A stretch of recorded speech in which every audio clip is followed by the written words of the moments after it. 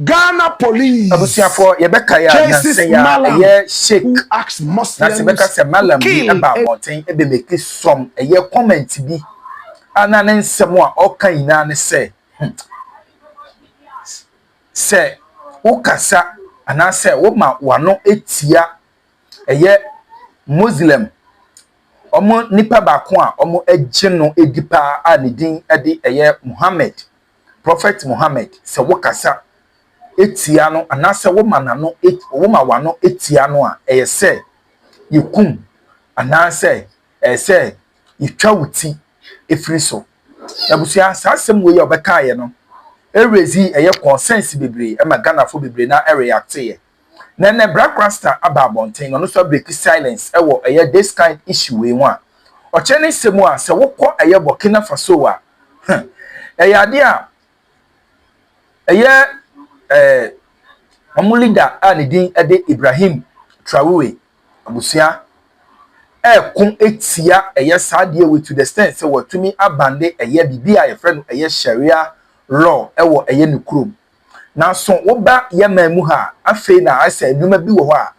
ye GL2 na waliki some information bi a osese Ghana eye serious country a akasa papa ya oka asasem we anka by now otwirim yes na wabi ensem so na wasanso akansem we dey ma mekasa wa ebia ne nsem na oka ye na busua me hu ensem ne kaye pese ya yekọ na yetie ensem a waka yetie ensem a waka a okira ese excellency John Dramani Mahama any interior minister etumi order for the immediate arrest of sa papa we moma yetie da ye che ya adu e masese ha era so aye be media je chebe so se ene dedicate wodi channel so ni de no bu kwan so e be so subscribe e de amabo notification bell so for more podcast update yente Black Rasta na nsemo a odi outdua credit goes to Black Empire Media moma yente na ye che ya adu masese ha Ghana police chases Malam who asks Muslims to kill anyone insulting Prophet Mohammed. Hey, somewhere in Burkina Faso, the leader there, Ibrahim Traoré, very powerful leader, is dealing with jihadism. Is dealing, my brother, my sister, with terrorism. Even Ghanaians who were going there to buy tomatoes were slaughtered Al-Qaeda style in broad daylight. He has to deal with that. He has traced a lot of it into religion. My brother, my sister, a lot of the terrorism we have in the world has its roots in religion. We remember the Christian Crusades when many people were slaughtered like animals and much more. Religion is the opium of the people. Religion would ask you to believe without thinking. Don't think, just believe. You go to the church, they take your money and give you some water and tell you don't question this water. Your faith would work with it. I don't have any problem. But when you try to force your faith on another person, that is where the problem is. The Prophet Mohammed, peace of God be upon him, knew this and he made it clear. He said, La ikra fi din. There is no compulsion in religion. Never force anybody to be part of your religion. Even in the days of the Prophet, when there were wars and they captured prisoners of war, one of the reasons they would set a lot of them free was if they saw the light in Islam and wanted to be part of it. But before then, he ordered that all his followers treated those prisoners of war so well. Because of the way prisoners of war were being treated, a lot of them decided to follow the prophet and become Muslims. The prophet was a mirror for so many people who became Muslims. And I can tell you story after story. A lot of the religious founders, Shi Hongti, we are talking about Zoroaster, who founded Zoroastrianism. We are talking about Prophet Mohamed, who founded Islam. Jesus Christ, who founded Christianity. My brother, my sister, and even more. All of them were very humble people. None of them actually used force to bring people, but they used themselves as a mirror to bring people into the religion. But today, we see people bombing planes because people don't believe in their religion. We see people catching human beings, slaughtering them because they don't believe in their religion. We see people refusing to even shake hands with each other because they don't believe in each other's religion. So is religion here to help or to destroy? That is why some of us can never be religious. People mistake spirituality for religiousness, or better still, religiosity. Hallelujah. But religion, if it was in a school, that would be kindergarten level. Spirituality is university. Religion will attract you, and religion will train you to become spiritual. That is the end result of religion. My brother, my sister, there's a Malam whose identity we are trying to unveil. And it's hard for us to know who he is. But we have gotten in contact with the Ghana police. They are on his heels and they are closing down on him. Now this IGP Christian Tete Yohonu, is one of the best IGPs we have had in the history of our police service. This is the most difficult time to be a policeman. In the days, you could trace anybody and catch anybody. Today is more sophisticated. There are crimes that are cyber. In the days, there was nothing like cyber. On the internet, everybody is there and misbehaving. This is the IGP Christian Tete Yohonu. Over 40 years of being a policeman. The president of the nation is still holding him on and say, we can't let you retire. We beg you, stay on and continue with the good work. And every day I see him, it looks like he's growing younger and younger. I just pray for good health for this man. They are closing up on this Malam. What has the Malam said? My brother, listen with rapt attention. Watch this. Mohamed ko sheni Muhammad atam biara no ojuma yachi wa yanku ente wana no wallahi okunu a wa ye boni e betuma ka se police phone be chimi wa ai wallahi tallahi okunu obe ko aljanna wasi mi si wallahi tallahi okunu a obe ko aljanna man fa se ababa chi wa tum onya na okunu ase wadi ko sheni Muhammad atam Islam sum shishaya nyame ashisha to ono obi biara obi ko sheni Muhammad atam bia munya na amunkunu munchaliti.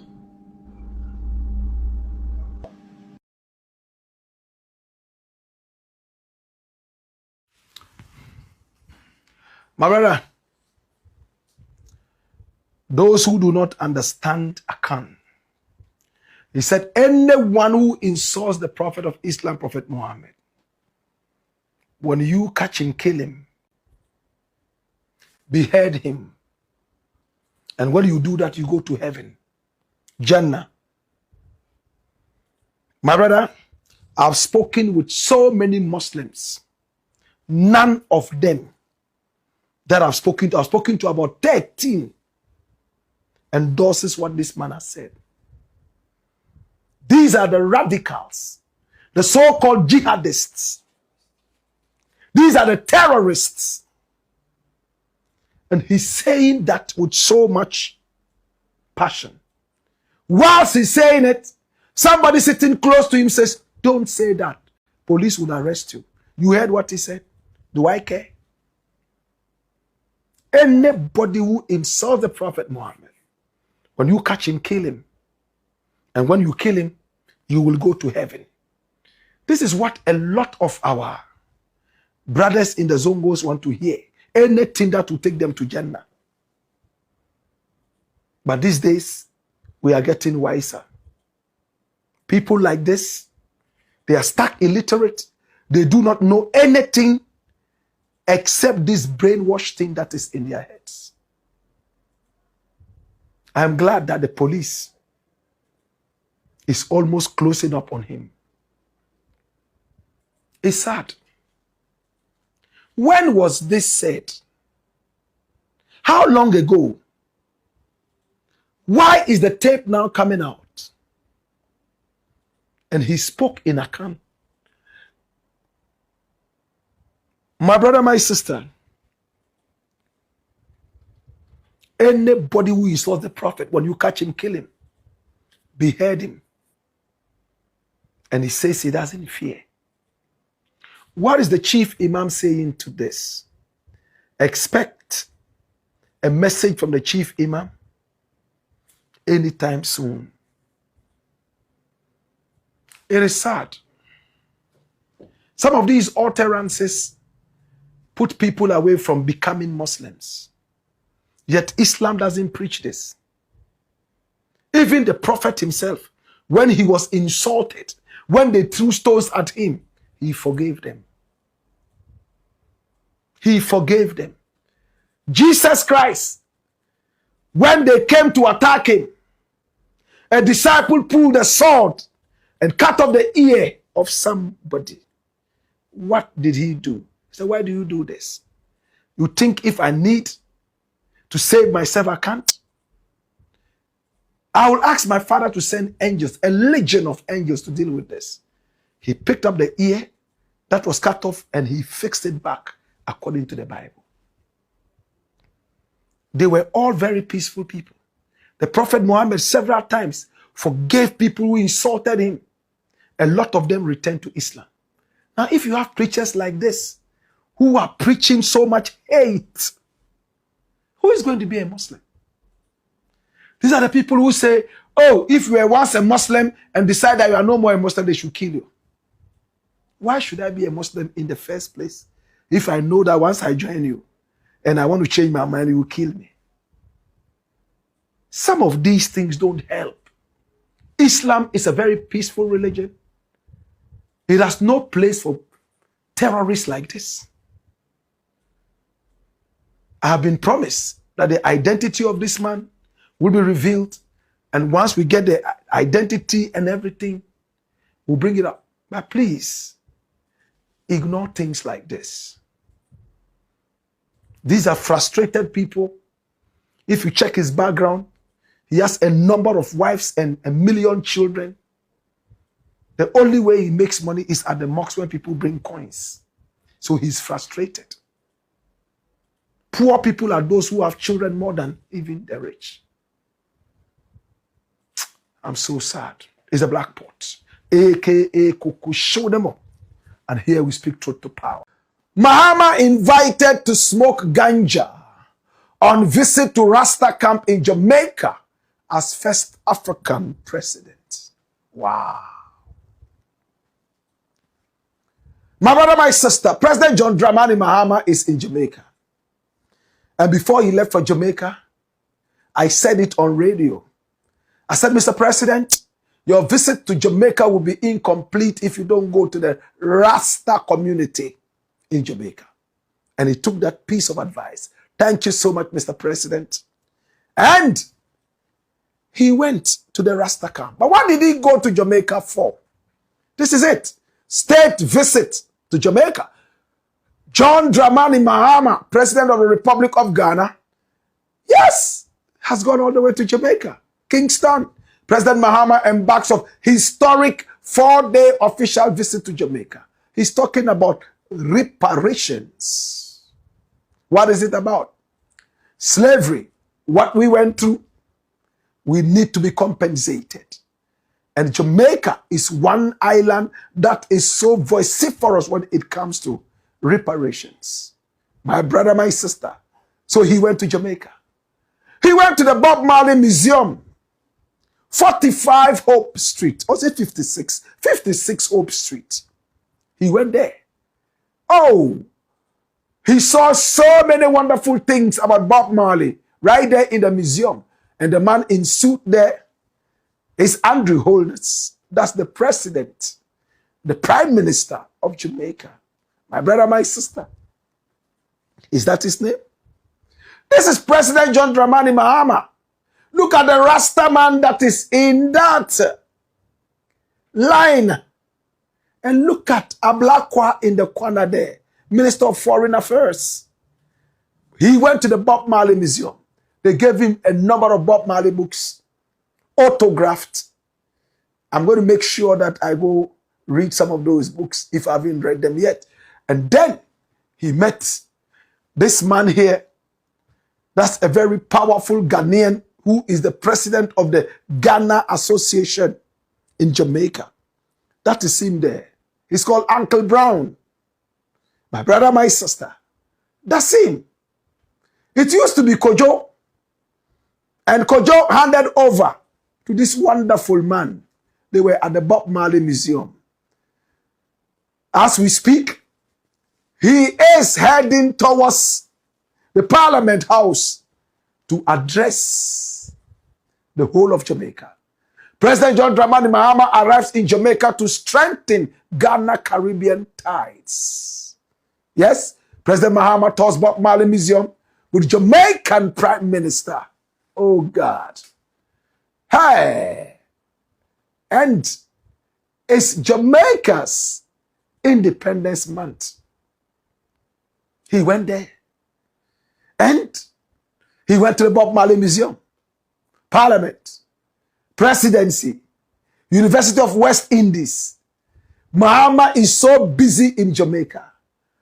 I pray that he gets the chance to go to the beaches too, and he will see the sexy Caribbean women, Jamaican women.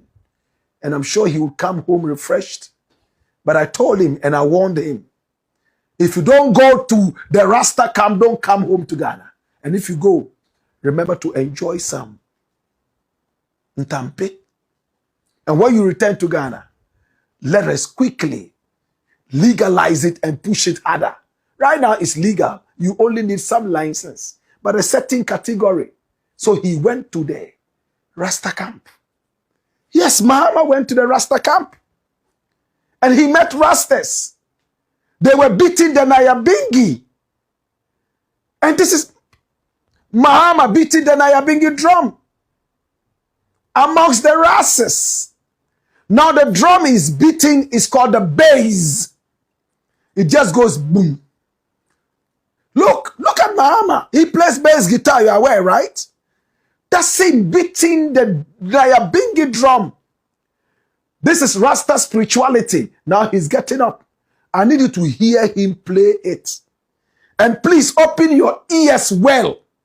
You would hear somebody inviting him to smoke Ntampe. Somebody telling him, please, you need to enjoy some chalice Ntampe. Yes. Shh. Kai, Dodo, watch this.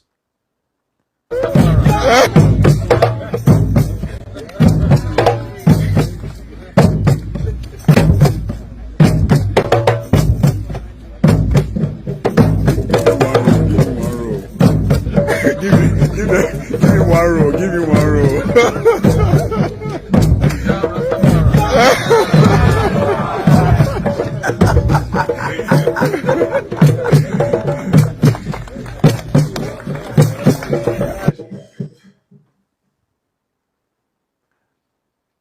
So this is Nyabinghi. This is Nyabinghi. It's Rasta spiritual music. And you heard somebody mentioned to give him 1 row. Mama said, huh? 1 row here. Let's meet at the corner. Bring it there. But the Rastas will not roll it for him. They'll give him chalice.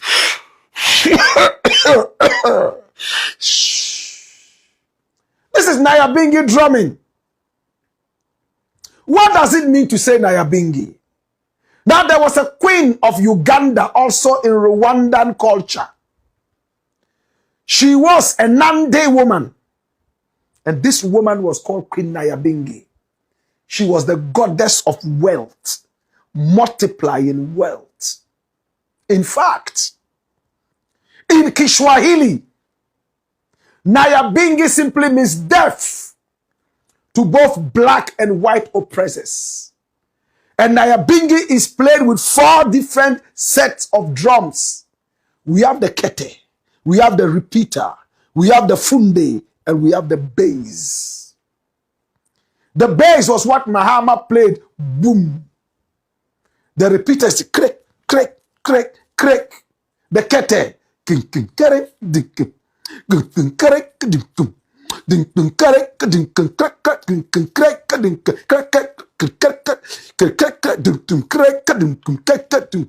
how Nyabinghi sounds. And the spiritual Rasta music. We use it to hail up Jah. And when Nyabinghi is playing, in fact, ganja is also flying to those who want to smoke. They smoke. Those who just want to smell it, they smell. It's not by force you should smoke. If Mohamed is late in coming home, he's probably so high, like the Most High, flying over the beautiful Akompong mountains. After the Rastas invited him to a meal of herbs, a dinner of herbs. I don't know what herbs it is, but it's herbs. Maybe kontomire or alefu. To John Dramani Mahama, we love you and we appreciate you. For you to go to the Rasta camp, it's time to invite Rastas from Ghana to the presidency so that we can beat the Nyabinghi drum there too, even if it's for 30 minutes. And right at the presidency, we will make you a dinner of herbs. Alefu, kontomire. This is the Black Pot, aka Kukushonamo. And here, we speak truth to power.